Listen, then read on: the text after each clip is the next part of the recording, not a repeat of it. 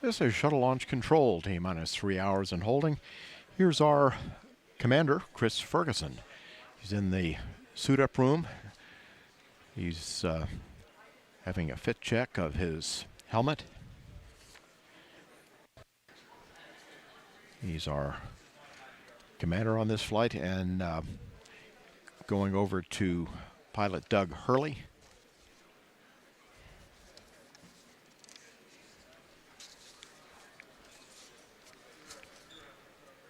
This is his second trip into space. He completed his first space flight on STS-127, and he's logged more than 376 hours in space.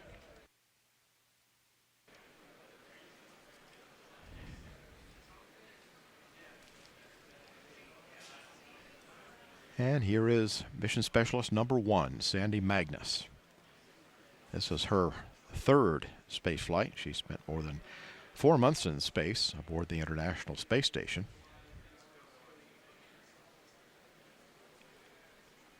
She flew on STS-112, logged 11 days in space, and then 4.5 months after being on board the space station as a member of the Expedition 18 crew. This is Rex Walheim. He's our mission specialist number 2. He's making his third space flight. He's spent more than 24 days in space on STS-110 and STS-122, and he's had 5 spacewalks totaling more than 36 hours. And he's served very effectively as the chief of the EVA branch. So the crew now is finishing their suit-up activities, and they are scheduled to leave for the launch pad in just about 25 minutes. And here they come.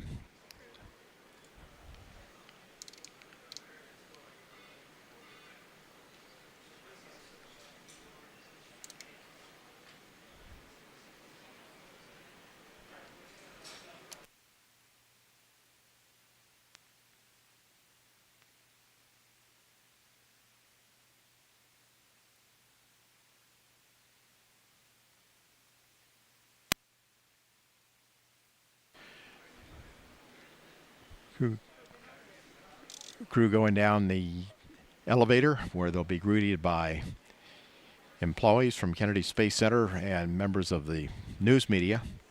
This is the same elevator that's been used by the astronauts ever since Apollo.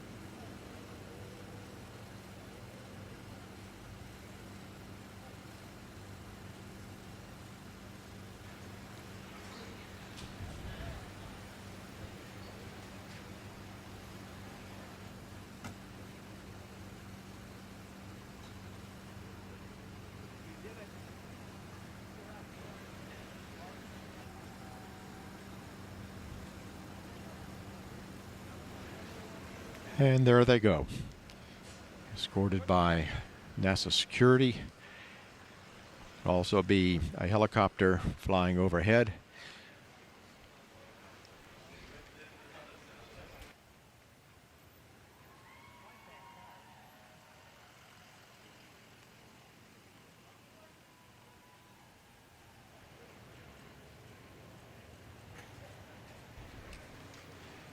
About a 20-minute ride out to launch pad 39A.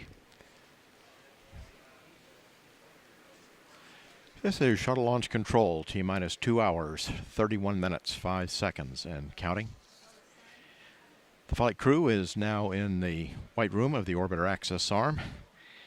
Members of the closeout crew are in the white coveralls, and the astronauts, of course, are in the orange pressure suits.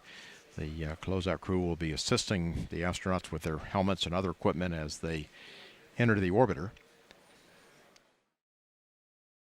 This is an incredibly experienced and dedicated team that gets the people on the orbiter, and Travis is in charge of the whole thing. And not only is he in charge of this one, but he's in charge of the whole closeout crew. We can see here Chris Ferguson getting put into his seat, and the folks that are helping him get into his seat there are the number 2. If you can see the number 2 on him is Randy Brezhnik. He's actually a Marine Corps colonel. He's one of our astronauts. You can see him in the one screen. And Randy is actually getting on there to help out with the communications checks and all those kind of things. But the guy running the operation is Drew Billingsley, who's number 3. And you can see him kind of climbing all over there. If you look in the view there, you can see Chris Ferguson right in front of us, and kind of behind to the right, kind of leaning over, is Randy Brezhnik, number 2, and now disappeared from sight is Drew Billingsley. He's called the flight deck crew insertion technician, the one that gets him on the upstairs. Born in Santa Monica, California, and grew up in Huntington Beach. Served in the U.S. Army. He's been in this role for a long time. He was initial suit tech in STS-86 back in 1997. What they're doing as they go through here is, as Chris gets in the seat, there's probably about 9 different connections that need to be made, both to the vehicle itself as well as within his own gear there.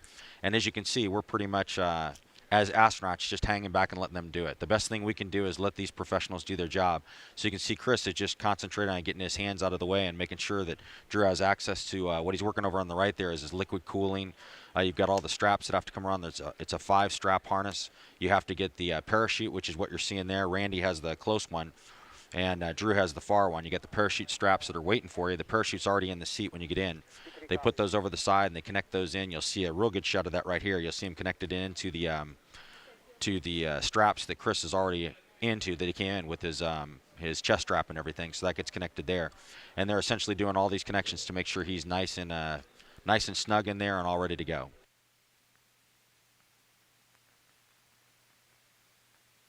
So you talk about the 2 guys in there. Drew is this will be his 11th mission. I'm trying to remember Randy. And this is Randy's first one as the number 2. So this is the first time he's actually inside the vehicle doing this setup here. So I'm sure he's having a lot of fun. And this looks like Doug Hurley. Yes, it'll be Doug Hurley going in, Marine Colonel. He is flying as a pilot on this flight. This is his 2nd flight. Flew a few years ago on 127. And he's being helped there. You can see the guys out in the white room to get everybody ready to go. Number 4 there is Renee Arians. He's another longtime member. And by the way, all the guys that we've talked about so far are USA employees, other than Randy Brezhnik, of course, who's the astronaut. But Renee has been with the United Space Alliance for a long time. 27 years in the space program. He's been for 40 launches. And he's just doing a great job for us. He's been the OVCC. He's actually had Travis Thompson's job. Travis is number 1. There's only about 3 or 4 people that are qualified to do that job at any one time, and Renee is another one. But in this flight, he's actually filling the number 4 role. And so he does a great job with it. He's going to be the hatch technician when they close the hatch and take care of all that stuff. Now you mentioned Randy Brezhnik. He's the ASP, right? Astronaut Support Person. Yep, it's called Astronaut Support Person, yeah. When does he get on board? He gets on fairly early, doesn't he? He does. He comes out and gets everything prepared inside the crew cockpit before the crew gets out there and make sure that all their gear is in place. There's a lot of things they don't bring with them. They don't carry out with them that we take out for them. And I did this job quite a while ago, and there's a lot of things you take out there, get ready. You essentially triple check the cockpit to make sure everything's in place. You can see Drew there working with Chris Fergie's communication gear. That's the white line that's coming down. It's actually from the back of the helmet that connects into the system, but that's the line that communication comes through. So you see that wraps around a couple times. And the black piece of gear we call the hot dog there, that's the quick disconnect. Everything that he's being strapped into the shuttle with has a quick disconnect, so they can just pull things instead of having to tightly undo things. Everything just has a quick pull that they can take apart in case they would have to get out. If there's some kind of emergency at the pad and instead of launching they're going to have to get out, there's a bunch of quick disconnects you pull, so they can just, for Chris, he would roll to his right, drop down on the MS2 seat, which Drew or not Drew, but Randy Brezhnik is kind of over there on the left. He would drop down on the seat down there and then get out of the vehicle. So that's part of the reason why it takes so long, is because everything's an intricate thing. You don't want anything to be tangled up. You don't want anything that can slow the crew member down if they need to get out of the vehicle. So. And this is Sandy Magnus. She's our mission specialist number 1. So when she gets in, I think she's going to be on the flight deck in the aft right seat. Step 628. That's correct. We got a good view of it now. They are complete. Doug has gotten in from the middeck, and you kind of have to go in through the middeck through the hatch, and in the middeck you kind of take a right, about a 90-degree right. You have to go through the ladder access, which normally when you're vertical you'd be climbing the ladder. In this case you're going right, and then you actually crawl on the aft panels, and you can see that Randy's actually standing on the aft panels there as he gets folks ready to get in the vehicle. So we've got things down there that protect the aft panels. Certain place where you can stand, like if you notice, for instance, Randy's not standing on the switches. We can't stand there.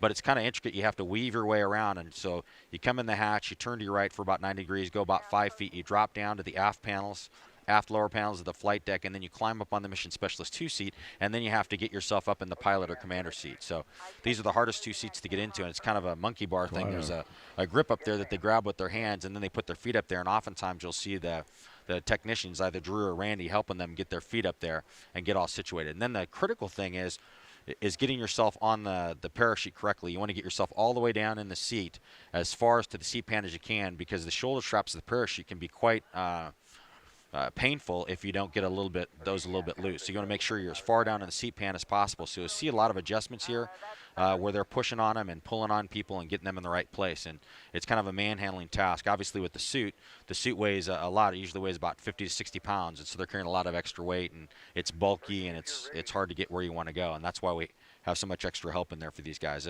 This job is almost impossible to do yourself on the ground. On orbit, it's pretty easy. You just have to set things up, and you're floating, so it's a lot easier. You can move around a lot more readily, and the bulkiness doesn't hurt you nearly as much when you're in 0G. CMT and MT adjustment is complete. Ready for IMU platform positioning. Copy that. Next milestone is a check of the orbiter's flight controls. TLS is go for purge sequence 4.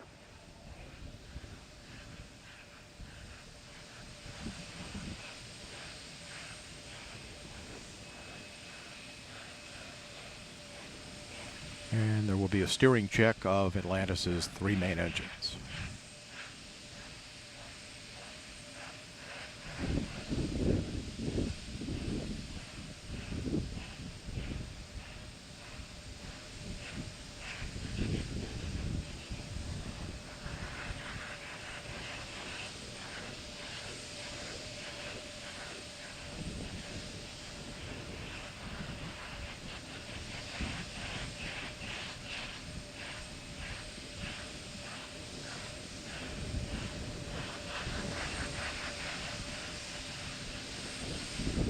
Verifying now that the main engines are in their start position.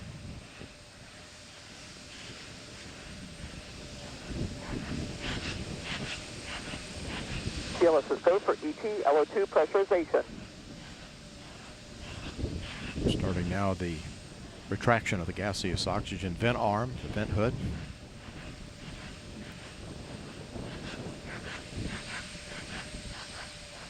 TLT OTC, clear caution warning memory. Verify no unexpected errors. Fuel cells going to internal. External tank camera being activated at this time.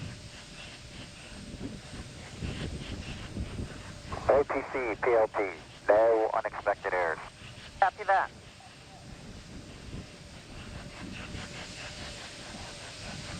Flight crew OTC, close and lock your visors and initiate O2 flow.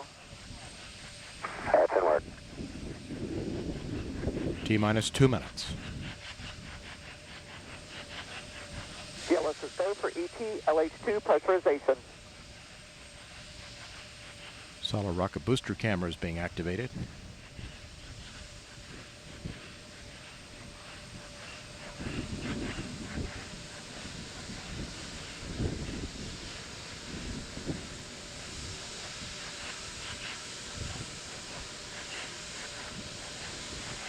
T-minus 30 seconds.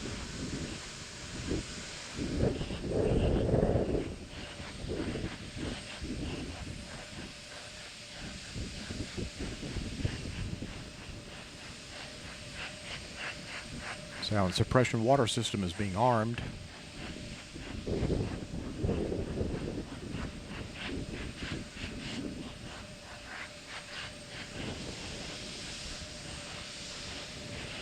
T-minus 1 minute.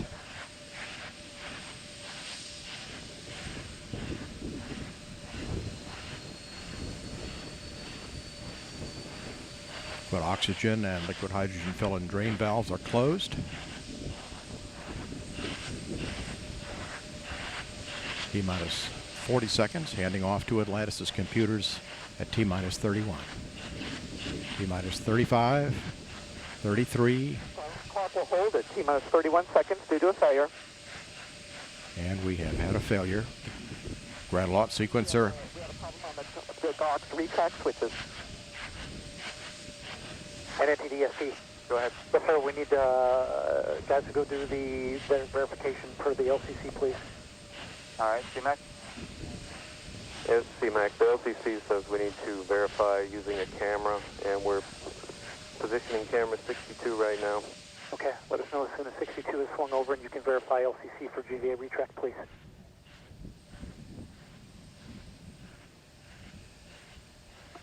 And all personnel, we're holding here at 31 seconds while we get a verification that the GVA has fully retracted per our pre-plan. This is CMAC. We verify retracted. Okay, and you can verify that it is fully retracted per the instructions that we've been that we developed, correct? That's correct. All right, and SPE? And NTD, SPE concurs. They satisfy the requirements of GSE 13 pre-plan contingency. I am go. Okay, I copy. And launch director? Yes, sir. I heard all that and concur. Press on. All right, very good. NTD, SP. Yes, sir. Yes, sir. I need concurrence to GLS and mass to clear the hold, please. Very good. And GLS, you have concurrence? Go. Copy that. It's in work. Thank you. Let us know when that's complete.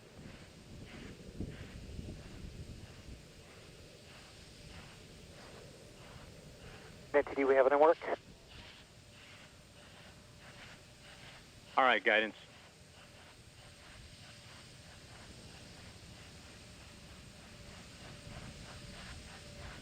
And just a reminder for folks, our lock turn back hold time is 3 minutes and 16 seconds.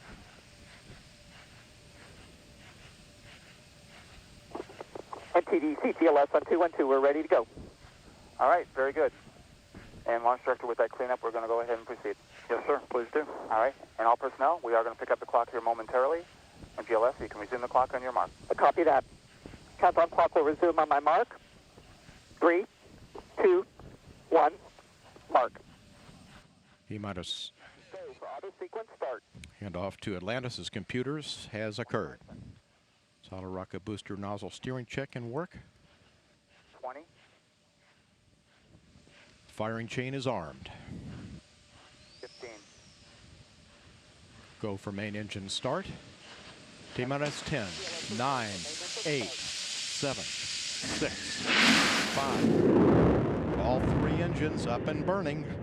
2, 1, 0, and liftoff. The final liftoff of Atlantis on the shoulders of the space shuttle. America will continue the dream. Program, Houston. Roger roll, Atlantis. Houston now controlling the flight of Atlantis. The space shuttle spreads its wings one final time for the start of a sentimental journey into history. 24 seconds into the flight, roll program complete. Atlantis now heads down, wings level on the proper alignment for its 8.5-minute ride to orbit. 4.5 million pounds of hardware and humans taking aim on the International Space Station. 40 seconds into the flight, the 3 liquid fuel main engines throttling back to 72% of rated performance in the bucket, reducing stress on the shuttle as it goes transonic for the final time. Engines now revving up, standing by for the throttle up call.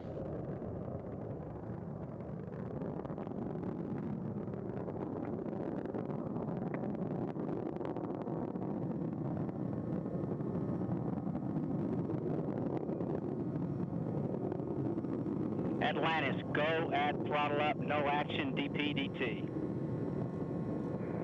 Go with throttle up, no action on DPDT. That call from Capcom Barry Wilmore, a transducer, instrumentation only, no action required.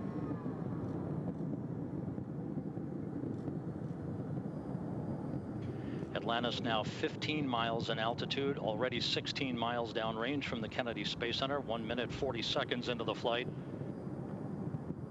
Atlantis flexing its muscles one final time. Atlantis traveling almost 2,600 miles an hour, 21 miles in altitude, 24 miles downrange, standing by for solid rocket booster separation.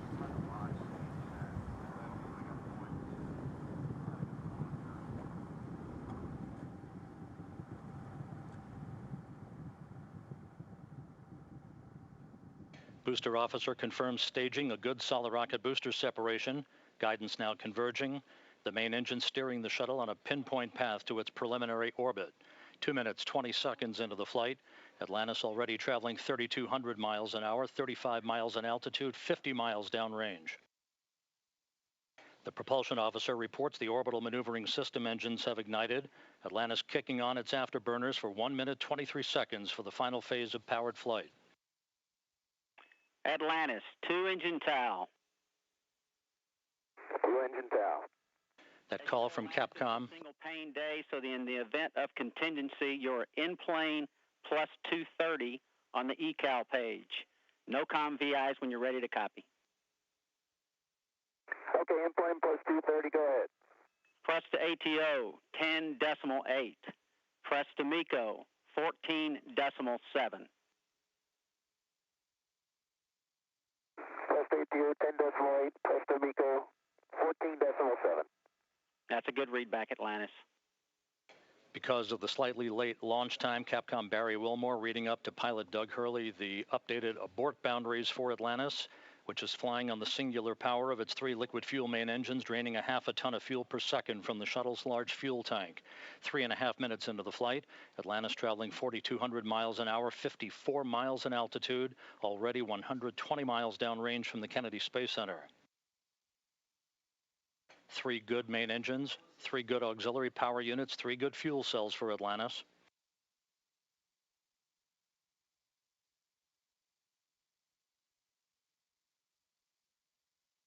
Atlantis, negative return. Negative return. That call from Capcom Barry Wilmore indicating that we're too high in altitude, too far downrange to return to the launch site in the event of an engine failure. However, Atlantis' 3 engines performing perfectly. 4 minutes, 20 seconds into the flight.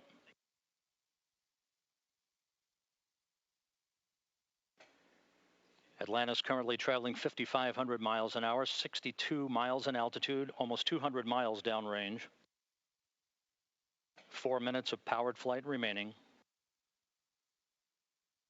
Atlantis speeding straight as an arrow toward its date with the International Space Station Sunday morning.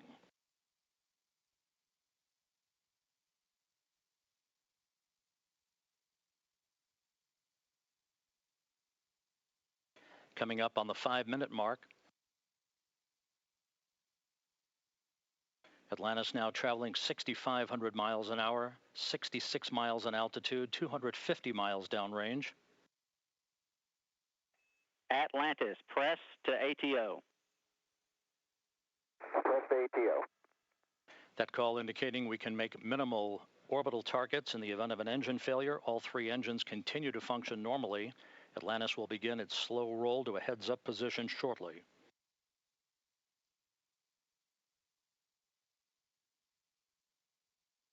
Five and a half minutes into the flight, Atlantis traveling 7,700 miles an hour, 315 miles downrange. Atlantis, single engine, ops 3. Single engine ops 3.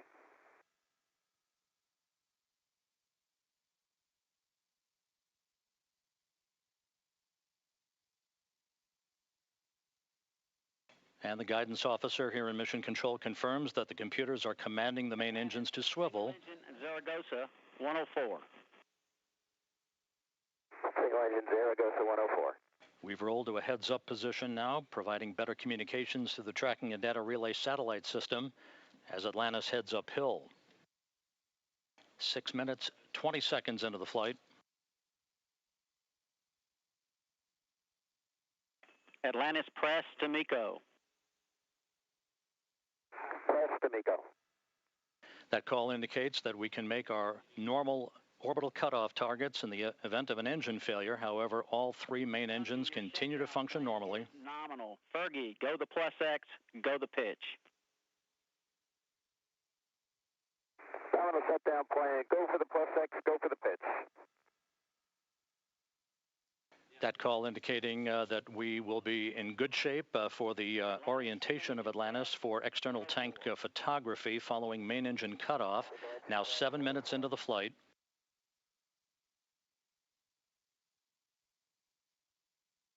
One minute, 20 seconds till main engine cutoff. Atlantis traveling 12,000 miles an hour.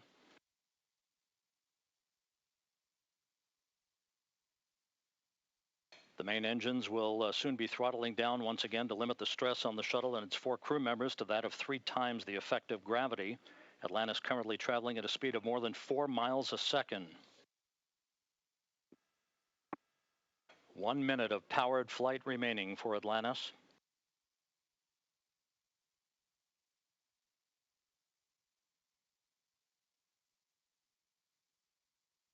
Three good main engines, 3 good auxiliary power units, 3 good fuel cells. Approaching the 8-minute mark into the flight. Atlantis now traveling more than 15,000 miles an hour.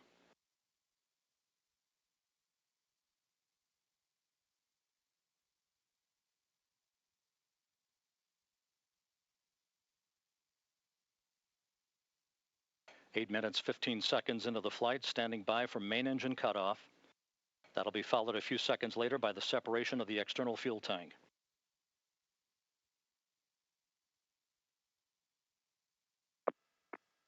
Booster officer confirms main engine cutoff.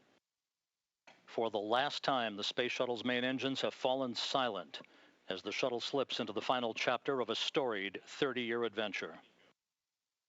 Now standing by for external tank separation.